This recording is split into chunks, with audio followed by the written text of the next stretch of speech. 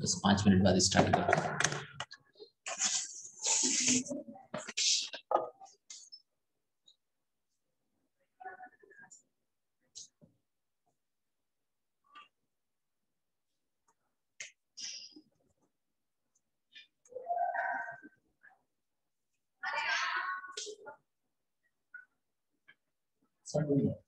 अच्छा बना हुआ दे रहा हूँ।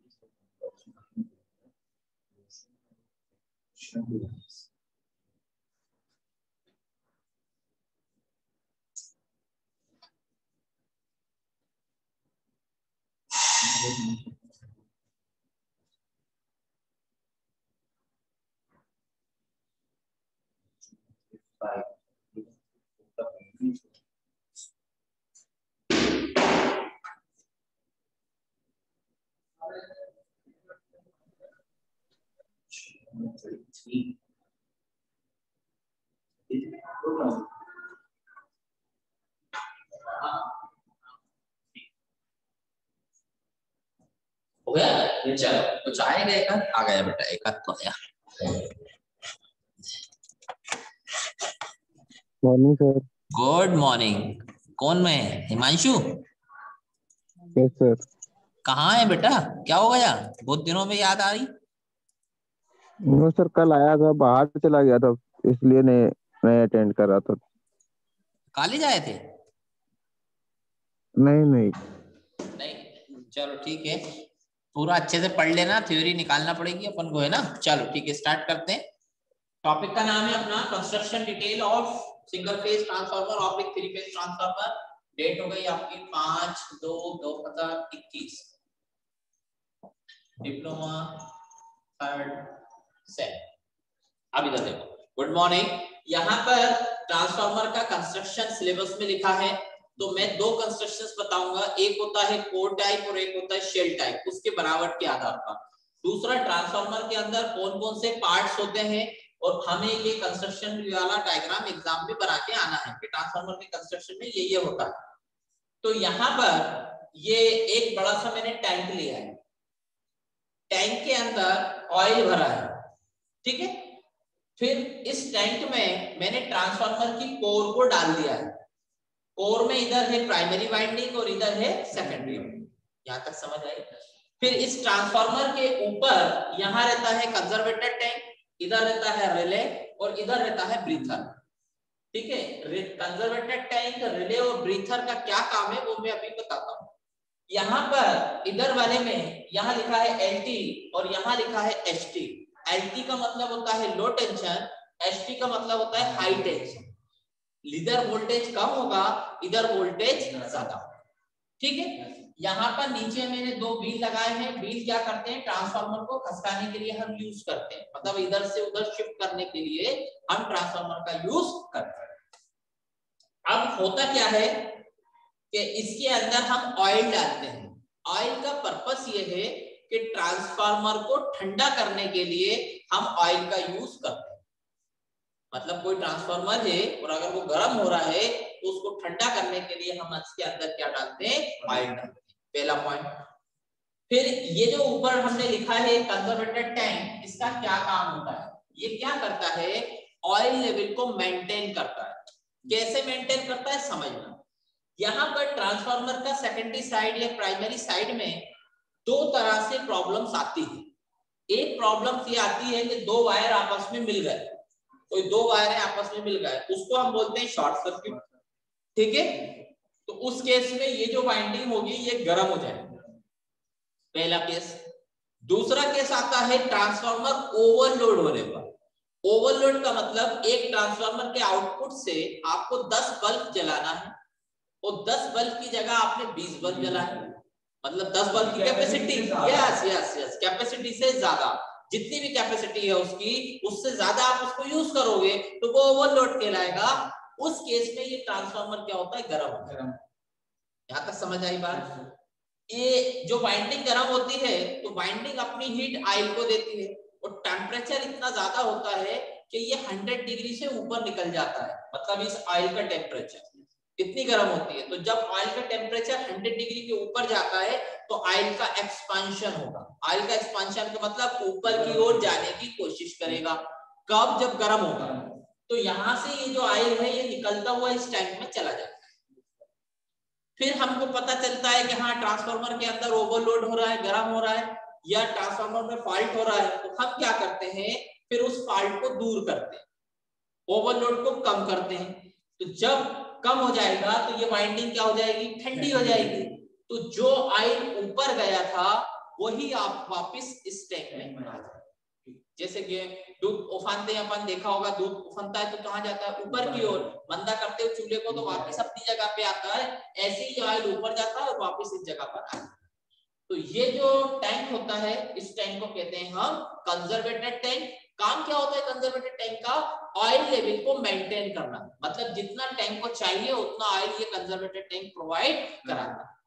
अब बात ये आती है कि अगर कंजर्वेटर टैंक ना लगाए, ये कंजर्वेटर टैंक ना लगाए तो क्या होगा, क्या हो सकता है,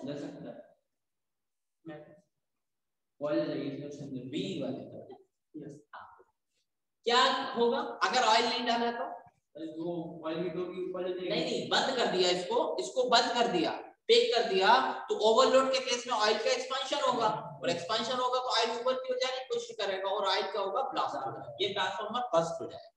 इसीलिए कंजर्वेटर टैंक लगाते हैं। समझ आई बात। चलिए अब दूसरी चीज आती है इसके अंदर, ब्रीथर। यहाँ ब्रीथ का मतलब है सांस लेना, ब्रीथ मतलब होता है सांस लेना। तो यहाँ इस ब्रीथर जो है, ब्रीथर मैंने जो बोला ये एक बाउल का नाम, बाउल मतलब जैसे टाइप के बॉटल, ये बॉटल का नाम है ब्रीथर। इस ब्रीथर के अंदर सिलिका जेल होता है, सिलिका जेल होता है, उसका कलर ब्लू होता है, खराब होने पर पिंक या व्हाइट हो जाता है। इस बाउल का नाम ब्रीथर। ब्रीथर के अंदर क्या डाला, सिलिका जेल, कलर कैसा होता है, ब्लू, खराब होने पर पिंक या व्हाइट। अब दिखता कैसा है, ब्लू तो है, स्ट्रक्चर कैसा होता है, जो घर में मार्बल बिछता है ना, हमारे घर में मार्बल छोटे छोटे पत्थर होते हैं जो व्हाइट कलर के, वैसे पत्थर जैसा दिखता है और उसका कलर होता है ब्लू। यहाँ तक समझ आई। अब हम इस ब्लू को इसके अंदर डाल देते हैं, तो ये क्या करता है, जो ट्रांसफार्मर के आजू बाजू जितने भी मॉइस्चर है, नमी है, उसको अंदर जाने से रोकता है, मॉइस्चर को रोकता है अंदर जाने से। ये कहलाता है ब्रीथर। ब्रीथर के अंदर क्या होता है, सिलिका जेल, और इसका कलर ब्लू, खराब होने पर पिंक या व्हाइट। किसका, सिलिका जेल का, सिलिका जेल का। ठीक, क्या करता है silica gel, silica gel moisture को एब्जॉर्ब करता है, जो मॉइस्चर होते हैं उनको एब्जॉर्ब करता है। जब ये फ्रेश होता है, अच्छा होता है, नया होता है, तो इसका कलर ब्लू होता है, और जब खराब हो जाता है तो इसका कलर पिंक या व्हाइट हो जाता है।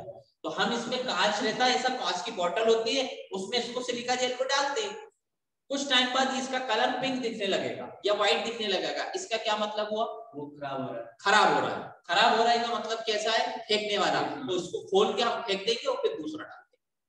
तो दो चीजें हमने बताई, पहला बताया कंजर्वेटेड टाइम, दूसरा हमने बताया ब्रीथर। ब्रीथ का मतलब होता है सांस। क्लियर है, आगे चलते। अब यहां लगा है रिले, RELY, रिले। रिले क्या होता है, एक इलेक्ट्रोमैग्नेटिक डिवाइस है। रिले एक इलेक्ट्रोमैग्नेटिक डिवाइस है जो इलेक्ट्रोमैग्नेट से ऑपरेट होती है। ये क्या करता है, फॉल्ट को सेंस करता है। फॉल्ट को सेंस करने का मतलब, जैसे ये ट्रांसफार्मर है, ये ट्रांसफार्मर गर्म हो रहा है, तो एक बल्ब होगा, वो बल्ब जलने लगेगा, मतलब कोई इंडिकेशन देने लगेगा कि हाँ इस ट्रांसफार्मर के अंदर क्या हो रहा है, फॉल्ट। फॉल्ट के मैंने दो तरीके बताए, पहला या तो वायरिंग चिपक जाएगी या फिर ये ट्रांसफार्मर ओवरलोड होगा। ठीक है, समझ आ रही है बात। तो अब ये रिले हमने लगाया है यहाँ पर। रिले क्या होता है, एक इलेक्ट्रोमैग्नेटिक डिवाइस होती है जो फॉल्ट को सेंस करने का काम करती है, पकड़ने का काम करती है, और अब हाँ इंडिकेशन देती है, और अपना सिग्नल आगे पास करता है। कैसे पास करता है, मतलब उसके साथ कनेक्टिंग में लगा रहता है सर्किट ब्रेकर। तो ये अपना सिग्नल सर्किट ब्रेकर को देता है। उस सर्किट ब्रेकर से क्या कहता है कि तू ट्रिप हो जा, मतलब सर्किट ब्रेकर में ऐसा ब्रेकर होते हैं, वो ये चिपके रहते हैं। जैसे ही रिले ने इसको बोला कि तुम्हें ब्रेक होना है क्योंकि उस ट्रांसफार्मर के अंदर क्या आ रहा है, फॉल्ट आ रहा है, तो ये ऐसे ब्रेक हो जाता है, टूट जाता है तो सप्लाई डिस्कनेक्ट हो जाती है। फिर हम क्या करते हैं, इसका लोड चेक करते हैं, इसको लोड को कम करते हैं, और अगर कहीं वायर चिपक रहा है तो उसको क्या करते हैं, दूर करते हैं, फिर वापस ये ब्रेकर को जोड़ देते हैं। अगर हम ऐसा ना करें, ये रिले ने हमें बोला कि ये ट्रिप हो जाए, नहीं हुआ, तो क्या होता है, जो बड़े ट्रांसफार्मर होते हैं, पावर ट्रांसफार्मर जो बड़े बड़े जिसमें ज्यादा कॉपर यूज होता है, वो करोड़ों का कॉपर होता है, तो अगर आपने इसको ट्रिप नहीं किया तो ये जो वाइंडिंग होगी ये क्या होगी, जल जाएगी, और करोड़ों का नुकसान होगा। इसीलिए हम यहाँ पर किसका यूज करते हैं, रिले का यूज करते हैं। और जो रिले होता है वो बुकोज रिले होता है, ब्रिकोज रिले होता है। ट्रांसफार्मर के इंटरनल फॉल्ट्स को एनालिसिस करने के लिए यूज किया जाता है। आगे चलते हैं, रिले हो गया, ब्रीथर हो गया, कंजर्वेटेड टैंक हो गया। ट्रांसफार्मर के अंदर आपने क्या डाला है, ऑयल। ऑयल का काम क्या है, टेंपरेचर मेंटेन करना। नहीं, ऑयल का तो टेंपरेचर मेंटेन, हाँ, कूलिंग के लिए। ट्रांसफार्मर के अंदर दो टाइप की कूलिंग होती है, हो सकता है आपसे कूलिंग पूछ ले। तो ट्रांसफार्मर में दो टाइप की कूलिंग होती है, एक होती है ऑयल कूलिंग जिसमें ऑयल डालते हैं, और एक होता है नेचुरल कूलिंग। नेचुरल कूलिंग का मतलब जो हवा से ही ठंडे हो जाते हैं, मतलब छोटे जो ट्रांसफार्मर होंगे उनमें ऑयल नहीं होता, वो हवा से ठंडे होते हैं। मोबाइल का चार्जर है, उसको खोलोगे तो उसमें भी छोटा सा ट्रांसफार्मर मिलेगा, तो वो हवा से ठंडा होता है। तो दो टाइप की कूलिंग होती है, एक होती है ऑयल कूलिंग और एक होती है नेचुरल कूलिंग। यहाँ पर जो ऑयल कूलिंग है वो हमारी ऐसी, इसमें हमने ऑयल भर दिया। अब ठंडा कैसे करता है वो देखिए। ट्रांसफार्मर के जो आउटर सरफेस है, जिसको आप टैंक कहते हो, ये पूरा टैंक है। इस टैंक के इस साइड और इस साइड ऐसी पत्तियां लगी रहती है साइड में, ट्रांसफार्मर के दोनों साइड, उसको बोलते हैं फिन्स। पत्तियां लगी रहती है, देखें इधर क्या करता है, वैसी पत्तियां खड़ी खड़ी लगाते हैं दोनों साइड। तो जब हवा चलती है तो उन पत्तियों के थ्रू वो हवा इस सरफेस पे आती है, इस सरफेस पे आती है। तो ये जो सरफेस है, ये सरफेस क्या होता है, ठंडा हो जाता है। जैसे ही ये सरफेस ठंडा हुआ तो अपनी ठंडा किसको देगा, ऑयल ठंडा हो जाएगा। ऑयल ठंडा होगा तो फिर ठंडी हो जाएगी। तो ऐसे आप क्या करते हो, उस ट्रांसफार्मर को ठंडा करते हो। जल्दी से उसको उतार लो, बना लो रफली, थोड़ा सा आइडिया हो जाएगा प्रैक्टिस में कहाँ का क्या बनाना है। एक रफली कॉपी में बना लें।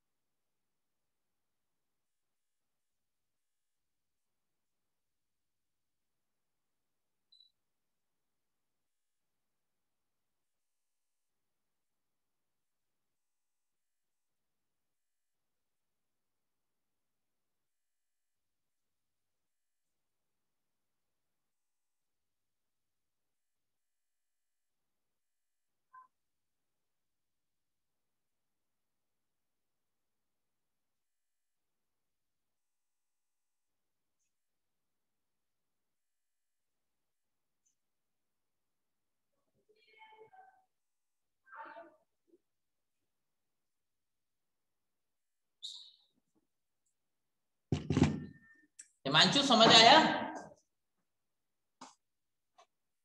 Yes sir. हो गया, ठीक है, क्लियर है, लिख पाओगे कुछ? Yes sir. ठीक है, मैं इसके नोट्स भी आप लोगों को सेंड कर दूंगा। तो नोट्स मिल गए आपको, नहीं मिले इसके, ये वाले के? नो सर, इसका नोट्स तो नहीं मिला है, वो नहीं पहले जो भेजा था वो है मेरे पास। नहीं नहीं, इसके नोट्स भी मैं अभी ग्रुप पे सेंड कर दूंगा, पर्सनली आपको मिल जाएगा ये, तो आप ले उसकी उससे थ्योरी देख लेना एक बार, ठीक है? ठीक है सर। हाँ, और विपुल कुमार राय है? विपुल है? कौन? कौन जो घर पे है, जो यहाँ आता है, उसी की बात है।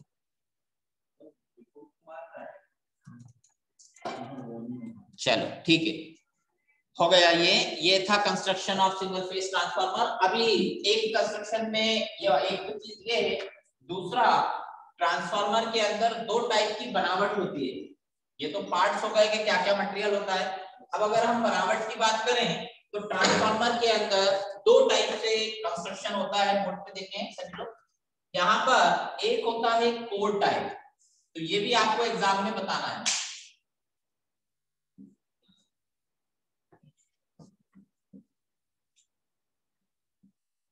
एक होता है कोर टाइप और दूसरा होता है शेल टाइप।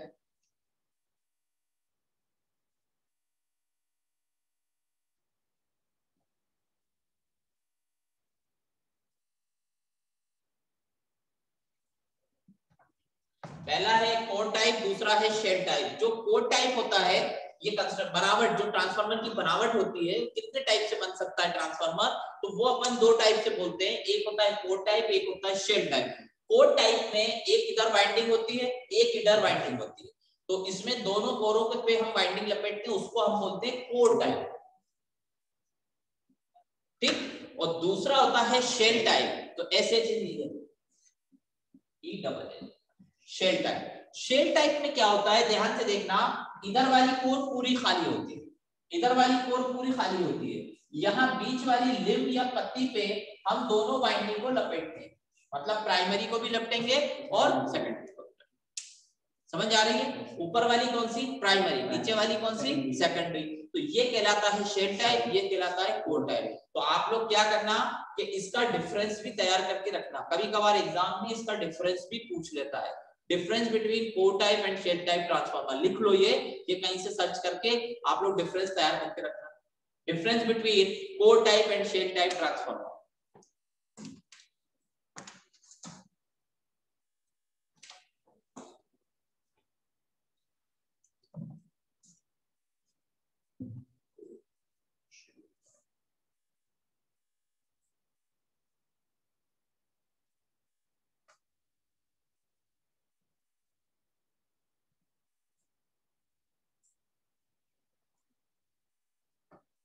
हो गया? चलिए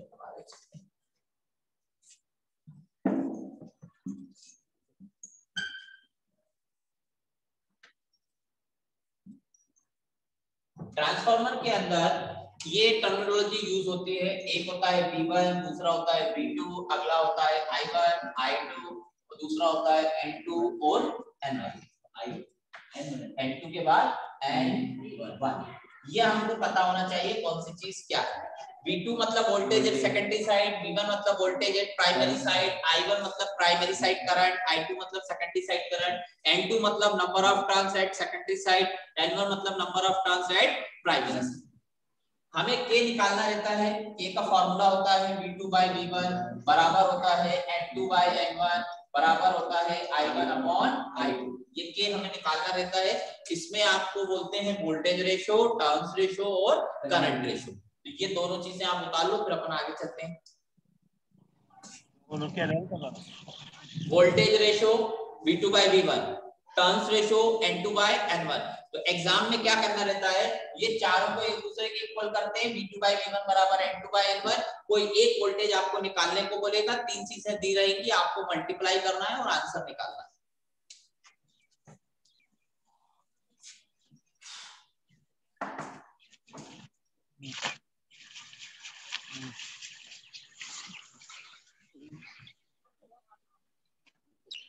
हो गया? चलिए अब ये न्यूमेरिकल वाला पोर्शन एग्जाम में आता है।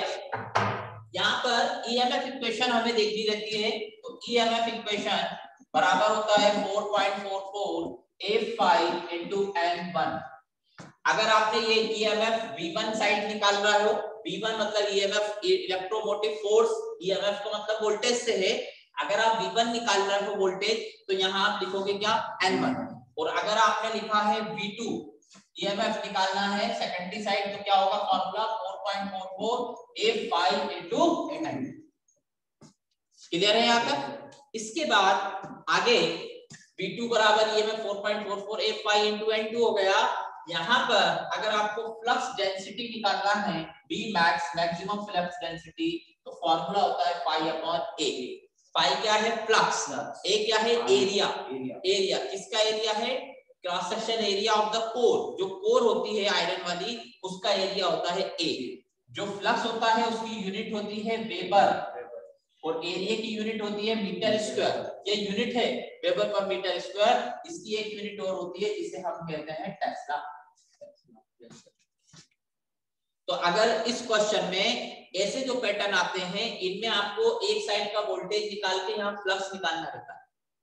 इससे फ्लक्स निकालेंगे मतलब आपको V1 मालूम रहेगा, फ्रीक्वेंसी मालूम रहेगी, N1 मालूम रहेगा, तो आप क्या निकालोगे? फ्लक्स। उस फ्लक्स को यहाँ रखना, एरिया आपको दिया रहेगा, तो क्या निकालना पड़ेगा? Vmax। जल्दी से उतारो। इस टाइप के न्यूमेरिकल आपको बोला है सिलेबस में। सिंपल न्यूमेरिकल अगर आएंगे तो इस पैटर्न पे आपको न्यूमेरिकल एग्जाम में मिलेगा।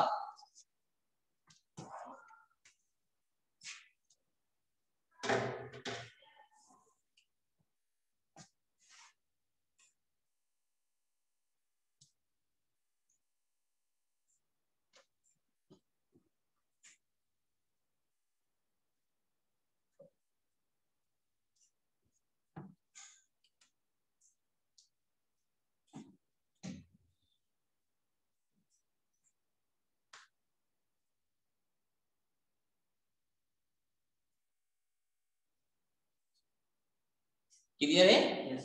तो V1 बराबर 4.44 F5 into N1, V2 बराबर 4.44 F5। ये जो 5 होता है ये मैक्सिमम फ्लक्स होता है, मैक्सिमम फ्लक्स होता है, वो यहाँ भी फ्लक्स मैक्सिमम है। तो चाहो तो आप यहाँ पर M लिख दो, M, ठीक है फ्लक्स। अब यहाँ पर एक क्वेश्चन है, अपन वो क्वेश्चन उतारते हैं, तो इसको सॉल्व करना आप लोग। मैं क्वेश्चन बोलता हूँ, इस टाइप का क्वेश्चन बेटा दो।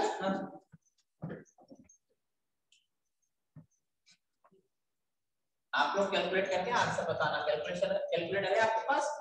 लिखा है, देखें क्वेश्चन पहले देखें फिर आप लोग निकालना। A single phase 50 hertz transformer has 80 turns on the primary. मतलब 80 टर्न है कहां पर? प्राइमरी में। मतलब N1 कितना दिया हुआ है? 80 and winding, and 280 on the secondary winding. फिर बोला है the voltage applied across the primary winding is 240। मतलब 240 जो दिया हुआ है वो क्या दिया है? V1 दिया हुआ है। E1 V1 सब एक ही चीज है। V1 दिया हुआ है। Calculate number 1 induce EMF. मतलब इंड्यूस ईएमएफ मतलब आपको सेकेंडरी साइड का वोल्टेज निकालना है। आज सेकेंडरी साइड का वोल्टेज निकालना है, मतलब V2 निकालना है। और V2 निकालने के बाद आपको फ्लक्स निकालना है, Vmax निकालना है। फॉर्मूला होगा पाई अपॉन AC। ठीक है। अब एरिया नहीं दिया, A की वैल्यू आपको यहाँ मिलेगी, A बराबर 200 सेंटीमीटर स्क्वायर। तो इसको मीटर में चेंज करना, 200 into 10⁻⁴। सेंटीमीटर को क्या करना पड़ेगा? मीटर में चेंज करना पड़ेगा। तो यहाँ 10⁻⁴। ठीक है। अब इसके बाद N1 N2 हो गया, V1 V2 हो गया, Vmax हो गया। अब हमें फ्रीक्वेंसी 50 हर्ट्ज दी हुई है, फ्रीक्वेंसी 50 दी हुई है। तो पहले सबसे पहले क्या पूछा है? देखो आपसे V2 पूछा है, ये V2 पूछा है, 240 नहीं है, V2 पूछा है। कैसे निकालोगे? देखो फॉर्मूला होता है V2/V1 बराबर होता है N2/N1। V2 दिया हुआ है? नहीं दिया। V1 दिया है क्या? यस। N2 दिया है? यस। N1 दिया है? यस। इसको उधर ले जाना, V2 निकल जाएगा। आप जैसे करना है, P2 निकालना है आपको बस, ठीक है। चलिए अब इसके बाद आपको सबसे पहले V1 का फॉर्मूला लिखना पड़ेगा 4.44 A5 into N1। ये फॉर्मूला होता है ईएमएफ इक्वेशन का। तो V1 मालूम है 4.44 कांस्टेंट, F की वैल्यू फ्रीक्वेंसी दी हुई है 50, F नहीं मालूम तो क्या किया N1 दिया हुआ है, कितना दिया हुआ है N1 देखो यहाँ लिखा है कहीं 80, तो यहाँ से आप इसकी वैल्यू निकालोगे 5 और उसके बाद 5 की वैल्यू यहाँ रखना, A की वैल्यू ये लिखिए 210⁻⁴ यहाँ रख के Vmax निकालो। इसको ड्राइव करने को भी आती है ईएमएफ इक्वेशन, तो अगली क्लास जो लगेगी उसमें मैं इसको ड्राइव करना भी आप लोगों को बता दूंगा।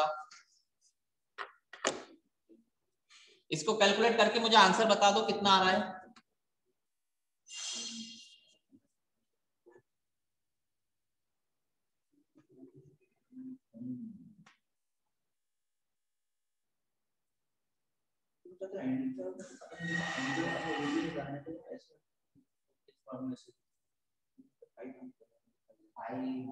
नहीं आएगा ना किसी प्रॉब्लम, जैसे बता रहा हूं ठीक है।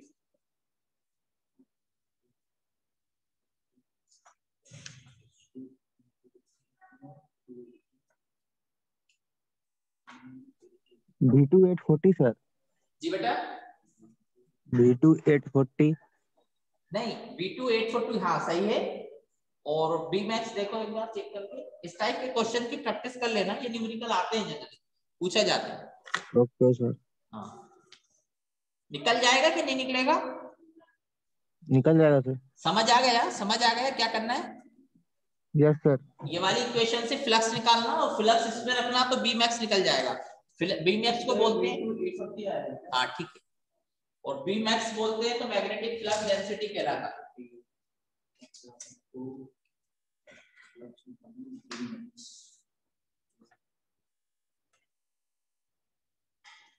चलो ठीक।